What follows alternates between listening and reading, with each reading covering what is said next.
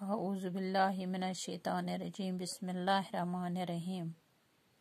टाठियो बच्चों अस्सलाम अलैकुम।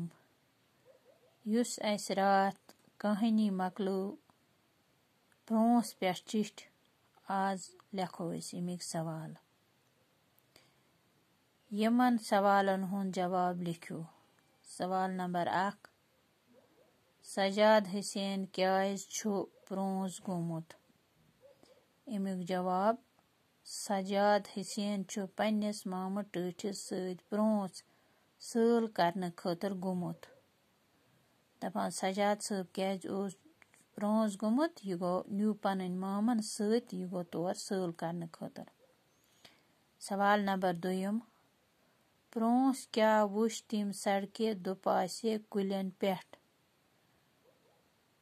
अमिक जवाब यह, ब्रोंस वुश तिम सड़के दुपासे बेशुमारात क्रूल कुलन पेठ गुगूस त्रवित। तिम वुचे तत वत पेठ अमन कुलन पेठ बेशुमार रात क्रूल अलवंद गमत।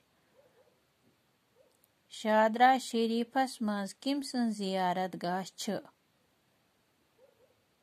अमिक जवाब शादरा शरीफस मज हजरत सैयद गुलाम शाह बादशाह सन जियारत गाह। सवाल नंबर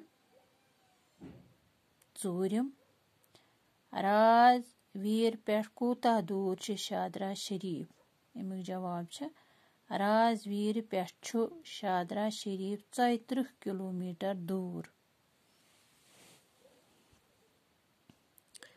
सवाल नंबर 5, हजरत शाह असरार सबन आस्थान कथ जाय छ।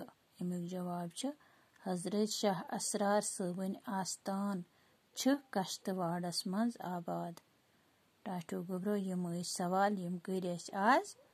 सुबस करो यम ब्रोह कुन क्या आसन खाली जाय या बे कह आस अत मज यह करो सुबस सुन गोबर। बाकी वसलम।